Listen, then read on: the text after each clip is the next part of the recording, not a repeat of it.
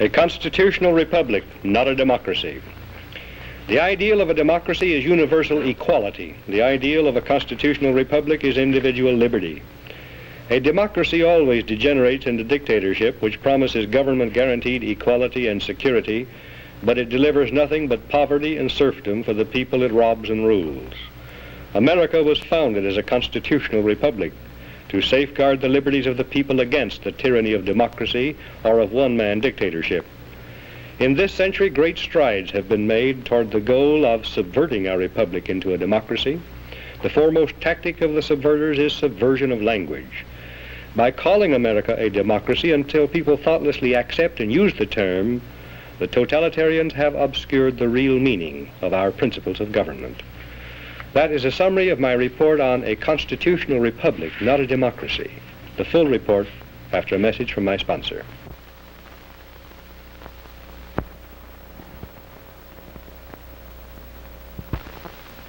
A democracy is a political system in which the people periodically, by majority vote at the polls, select their rulers. The rulers then have absolute power to make whatever laws they please by majority vote among themselves. In a constitutional republic, the people also, by majority vote at the polls, select rulers, who make laws by majority vote among themselves. But the rulers cannot make any laws they please because the Constitution severely restricts their lawmaking power. The ideal of a democracy is universal equality. The ideal of a constitutional republic is individual liberty.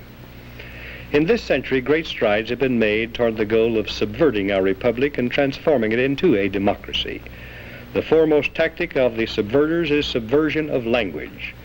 By calling America a democracy until people thoughtlessly accept and use the term, totalitarians have obscured the real meaning of American principles of government. Note the following passages from a recent article distributed by the New York Times News Service. Quote, "In the United States and in other leading democracies, recent years have seen perceptible growth in executive authority. As society becomes more equalitarian, it tends increasingly to concentrate absolute power in the hands of one single man. This is a voluntary surrender of a free people escaping from freedom to one autocratic master." End quote. And note the following from Gunnar Myrdal's An American Dilemma. Quote, "In America, liberty often provided an opportunity for the stronger to rob the weaker. Against this, the equalitarianism in the American creed has been persistently revolting.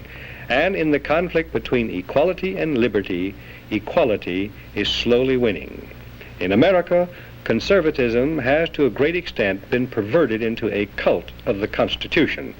This is unfortunate, since the Constitution is in many respects impractical and ill-suited for modern conditions. The worship of the Constitution is also a most flagrant violation of the American creed. The Constitutional Convention was nearly a plot against the common people." End quote. Now, Gunnar Myrdal, a Swedish socialist, was hired by the Carnegie Corporation of New York in 1937 to direct a study of the Negro in the United States. He engaged a large staff, some of them communists and pro-communists. An American Dilemma resulted, first copyrighted in the United States in 1944.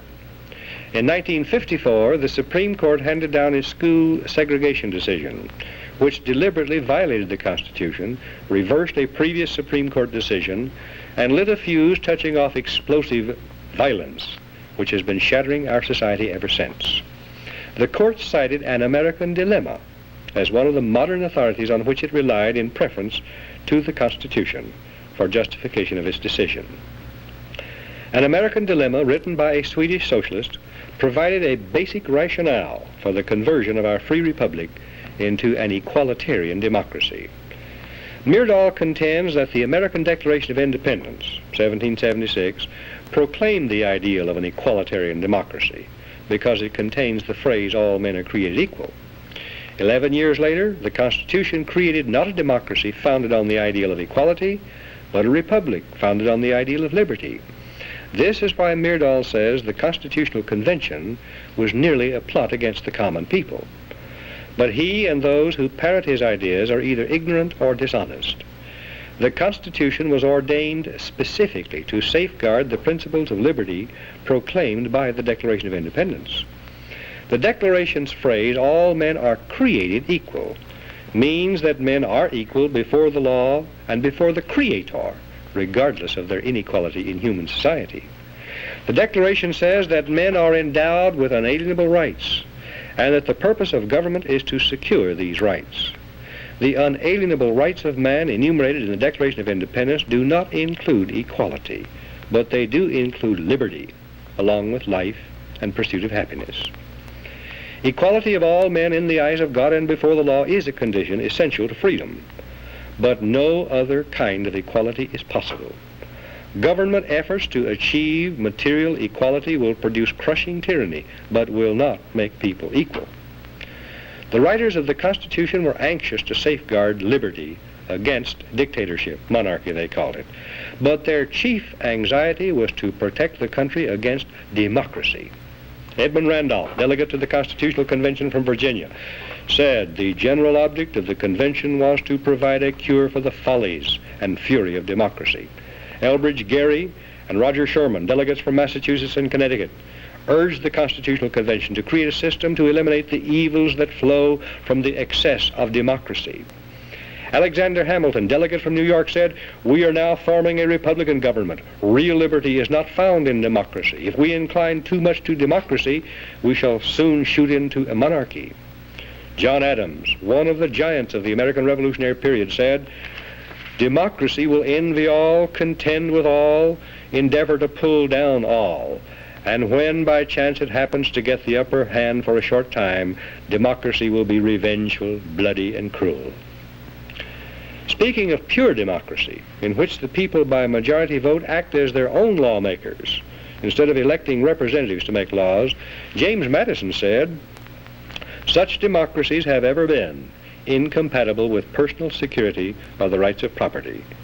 A republic promises the cure for which we are seeking." Madison, known as the father of the Constitution, knew and said that enlightened men will not always be at the helm of government to serve as proper guardians of the public weal. He knew that unlimited political power cannot safely be entrusted to the nation's elected representatives, to use as a majority of them see fit, because, he said, a majority of a group of men is far more likely to be tyrannical than one man is. In a democracy, if a majority should develop hatred for all blue-eyed babies and order them eliminated, the babies could be legally executed, because whatever a majority wants at any given moment is supreme law of the land in a democracy. How can liberty be safeguarded against the mindless, soulless tyranny of majority rule when government is founded on the principle of majority rule? Jefferson answered that one, "In questions of power, let no more be heard of confidence in man, but bind him down from mischief by the chains of the Constitution." In short, America was founded not as a democracy, but as a constitutional republic. We pledge allegiance to the republic, for which our flag stands, not to a democracy. The Constitution requires a republican form of government for all states, but does not mention democracy, and neither does the Declaration of Independence or the Bill of Rights. The Constitution is a binding contract, enumerating limited powers which the federal government can legally exercise, prohibiting it from exercising any powers not granted in the contract. It denies federal officials the power to do whatever they claim to be necessary for the general welfare. Federal action not clearly authorized by the Constitution is illegal, even if approved by an overwhelming majority of the people, because all the elastic powers of government are left with the states. Ultimate power to change the organic structure of government was left with the people, but the means of making changes, amending the Constitution, were carefully prescribed to militate against hasty, unwise decisions by the people. As Benjamin Franklin left the State House in Philadelphia on the closing day of the Constitutional Convention, a woman asked him what kind of government the convention had given America, and Franklin replied, "A republic, if you can keep it." Very old and very wise, Franklin saw through the mists of time to the day when Americans might trade their freedom in a constitutional republic for the promise of government guaranteed equality and security in a democracy. And beyond that, to the day when democracy inevitably degenerates into dictatorship, guaranteeing nothing but poverty and serfdom for the people it robs and rules.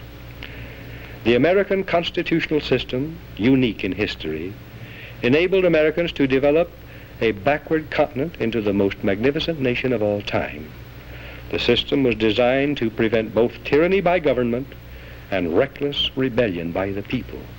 We must restore it and keep it. And what can you do toward that end? Your job, you who care and understand, is to help educate others. I suggest that you might find a subscription to my report helpful. The Dan Smoot report, on which these broadcasts are based, is sent every week through the mails and will reach you long before the broadcast does. It contains documentation and details I cannot put on the broadcast. You can read it, make up your own mind, pass it on to others. I think it may be an effective tool for you to use to help educate and activate others. And only by this means can we restore our republic.